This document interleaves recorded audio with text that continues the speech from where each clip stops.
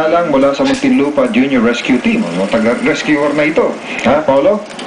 Ay, ang inyong rescue team ay nakapag-rescue ba nung baha?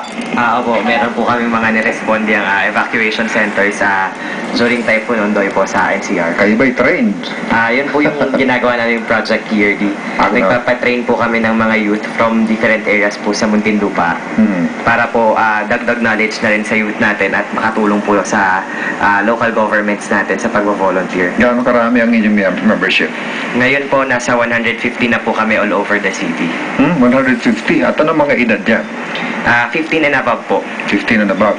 So hindi lang junior, kundi kung above, may mga Hanggang 30 years old po. Yung definition po natin. okay. nung baha, hanggang ngayon baha pa sa Muntinlupa in some areas, di ba? Opo, baha pa rin po dun sa Oo, pero nung dumaan ang Ondoy, anong nagawa mo personally, yung ikaw? Nag-tap po kami sa local government kung ano po yung ibibigay nilang instruction sa amin. Ang binigay po nila sa amin, ikutan po lahat ng evacuation center at mag-head count po.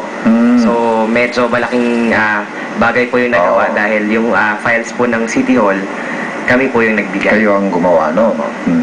With your members, ano? Opo, yung mga members po. Well, congratulations sa inyo lahat. Reggie, ang isang gusto siguro malaman ng publiko, yung mga activities nila, yung mga projects nila, are these accessible? Saan ba pwedeng makita? Sir, the Tayo Awards Foundation, it has a website po, which is tayoawards.org. So, pwede po, tayoawards.org.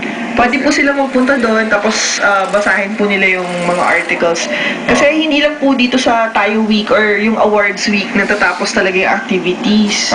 Meron kaming ginagawa pong magazine para po, pinamimigay din po namin sa mga schools, sa mga youth organizations, para po ma-encourage sila. At saka kailangan nating makakuha rin ng dagdag na suporta for the youth, hindi lang sa grupong ito, kundi sa napakarami pang kabataan Pilipino. Kaya nga po very